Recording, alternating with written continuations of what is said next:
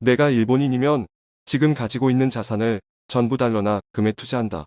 일본은 위기를 항상의 부유인으로 해결하려 했고 옆 나라 한국을 이용할 확률이 높다. 안녕하세요. 다음은 기사 내용입니다. 그간 일본이 애써 감추려 했던 것들이 만천하에 드러나고 있는 모습입니다. 구로다 일본은행 총재조차 이제 더 이상 엔화 가치 폭락을 막을 수 없다고 선언해버렸습니다. 그렇지만 구로다 총재는 모두를 속일 수 있을 때까지 속여보겠다는 속셈으로 인플레이션 목표 2%가 달성되어도 일본은행이 목표로 했던 2%가 아니기 때문에 괜찮다는 말을 늘어놓고 있습니다. 자세한 내용 전해드리겠습니다. 구독, 좋아요, 감사합니다. 미 연방준비제도 페드와 유럽중앙은행 ECB 그리고 영국 중앙은행인 영란은행 BOE는 3월 중순에 열린 금융정책 결정회의에서 일제히 금융정책 운영의 정상화를 가속화했습니다. 러시아의 우크라이나 침공으로 원유를 비롯한 자원 가격이 상승하고 있는 가운데 C19 위기 이후 고인플레이션 국면이 장기화될 가능성이 높아졌기 때문이었습니다. 경기 불황 속에서 물가 상승이 동시에 발생하는 스태그플레이션을 회피하면서 금리 인상이나 자산 축소를 어떻게 진행시켜 나갈지가 관심사로 떠오르고 있습니다.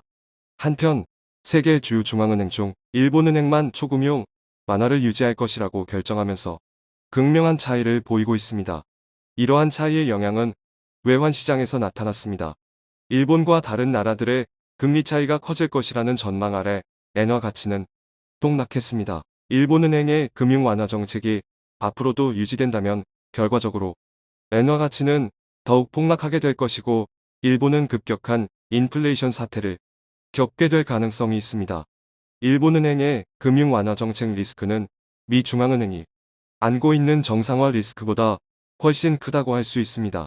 세계 각국이 C19 위기에 직면한 이후 이제야 본격적으로 세계 경제가 회복되는 모습을 보이고 있었던 상황에서 러시아의 우크라이나 침공이 일어났습니다. 냉전 종식 이후 세계적 안녕이 어이없이 무너진 것과 동시에 오랫동안 지속되어 온 저성장 저인플레이션 국면의 종지부가 찍히고 있음이 갈수록 명백해지고 있습니다. 이러한 경제 환경 아래 C19 위기에 대응하는 초금융 완화책을 통해 지금까지 없었던 규모로 자산 규모를 확대한 주요 중앙은행들은 정상화라는 어려운 과제에 직면했습니다. 그 첫 번째는 경제 성장과 양립하는 형태로 물가를 얼마나 안정시킬 수 있을 것인지, 바꿔 말하면 어떻게 스태그플레이션화를 회피할 것인지가 대명제입니다.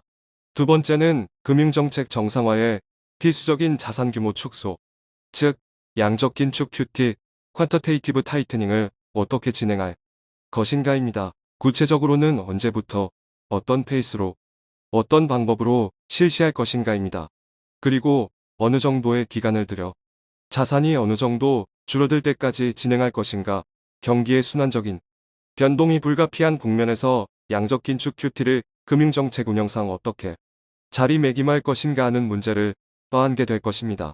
정책 금리 인상뿐만 아니라 양적 긴축 QT도 시행하면 시장에 장기 금리에 영향을 끼칠 수밖에 없습니다. 그리고 금리 인상과 양적 긴축 QT에 맞추어 실시하는 정상화 국면에서는 중앙은행의 재무상태 악화를 피할 수 없게 되는데 이때 정부가 어떻게 관여할 것인지, 어떻게 극복할 것인지도 중요한 과제가 될 것입니다.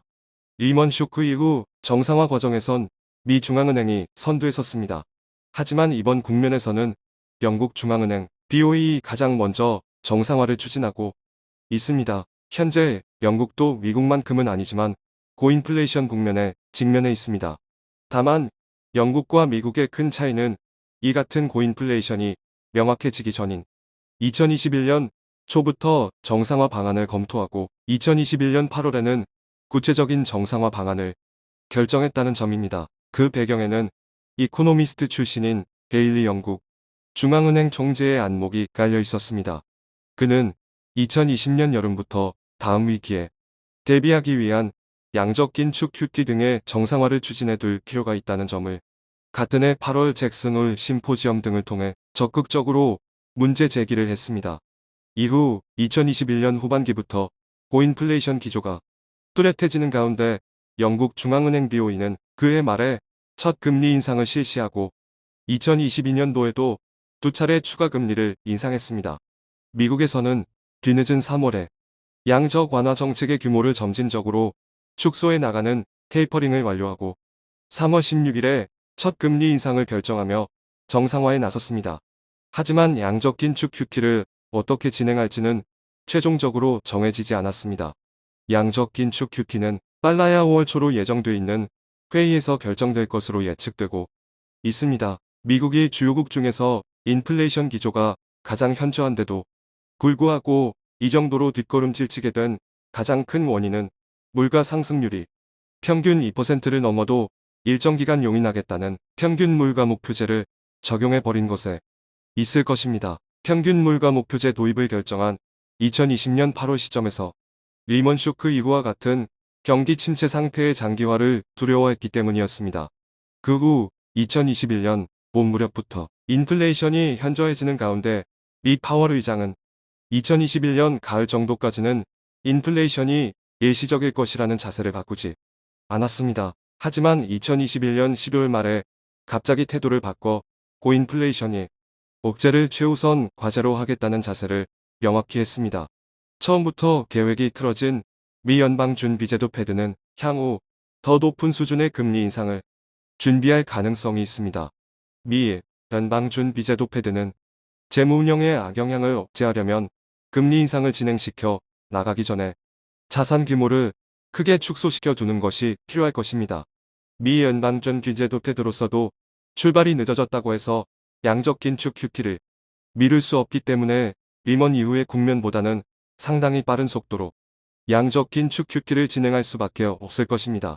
하지만 그렇다고 해서 금리 인상이나 양적 긴축 QT를 너무 서두르면 세계플레이션을 부를 수도 있기 때문에 미 연방준비제도 패드가 어떻게 나올지 좀 더 지켜봐야 합니다. 이렇게 영국과 미국을 비롯한 주요 중앙은행이 정상화를 향한 대처를 가속화시키는 가운데 유일하게 일본은행만 3월 17일에 열린 금융정책 결정회의에서 초금융 완화 상태를 계속할 것이라는 결정을 했습니다. 일본은행은 경기 회복 기조가 강해지고 있다고 하면서 소비자 물가 상승률이 미국에 비해 안정되고 있다는 것을 이유로 들고 있었습니다. 하지만 여러 일본 언론에서 쏟아져 나오는 기사를 통해서도 알 수 있듯이 일본의 수입 물가나 기업 물가는 상당한 수준으로 상승하는 흐름을 보이고 있습니다. 게다가 달러엔 시세는 한때 약 6년 7개월 만에 125엔대를 넘어서는 등 엔화 가치 폭락이 진행되고 있었습니다. 구로다 일본은행 총재는 4월에는 휴대전화 요금이나 효과가 사라짐에 따라 소비자 물가 상승률이 2%대에 올라서 당분간 계속될 것이라고 전망했습니다. 그러면서 그는 대부분이 수입 물품 가격 상승에 따른 상황이기 때문에 당연히 금융긴축을 진행할 필요도 없고 적절하지도 않다. 만약 물가 상승률이 2% 정도가 되었다고 해도 그것은 일본은행이 생각하는 2% 목표 달성에는 해당하지 않는다라고 말했습니다. 이어 구로다 총재는 엔화 가치 폭락에 대한 대응에 대해서도 일본은행이 환율을 방어할 정책을 쓸 필요도 없고 그럴 권한도 없다라고 전했습니다. 환율 개입 권한이 일본 재무부에 있기는 하지만 구로다 총재의 발언은 엔화 가치 폭락은 막을 수 없다라는 것으로 받아들여지게 하는 듯한 발언이었습니다. 일본은행이 이토록 완화 유지를 사수하려고 하는 이유는 누차 언급했듯 금리를 올리면 일본은행이 파산할 수 있기 때문입니다. 만약 단기 금리를 1%로 끌어올리기라도 한다면 일본은행은 국채 등의 이자로 연 5조엔 약 50조 원의 비용을 감당해야 합니다. 그렇게 되면 일본은행은 자본 잠식 상태에 빠질 수 있고 거둬들이는 세금으로도 충당할 수 없는 사태에 빠지게 됩니다. 게다가 C19 위기 이후 일본 정부의 재정 운영은 감염증 대응 등의 재원을 단기 국채 발행에 크게 의존한 상태입니다. 일본은행이 장기 금리와 단기 마이너스 금리를 막지 못하는 순간 일본은 금융위기에 빠질 수 있습니다.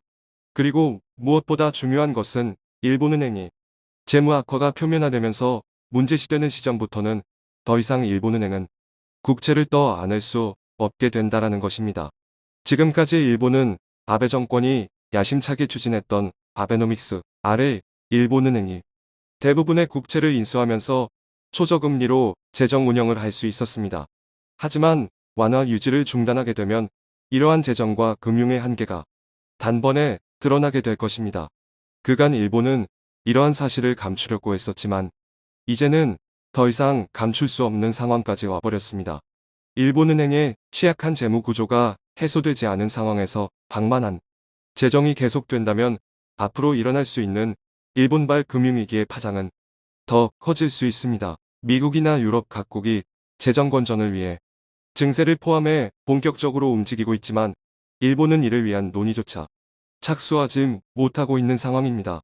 이제 엔화 가치의 하락은 당연한 일이 되어버렸기 때문에 이에 대한 대응을 철저하게 준비해둬야 할 것으로 보입니다. 청중의 일부 의견. 엔저로 가면 일본 수출에 유리해지는 게 일본 수출 핵심은 자동차.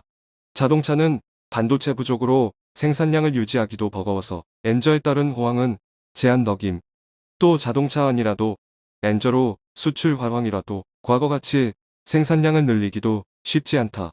각종 중간재나 헐값에 넘길 걸.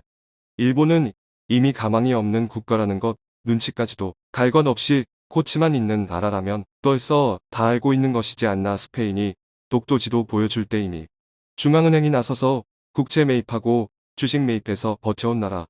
저게 말이 되나 싶었는데 슬슬 한계가 나타나네요. 시청해주셔서 감사합니다.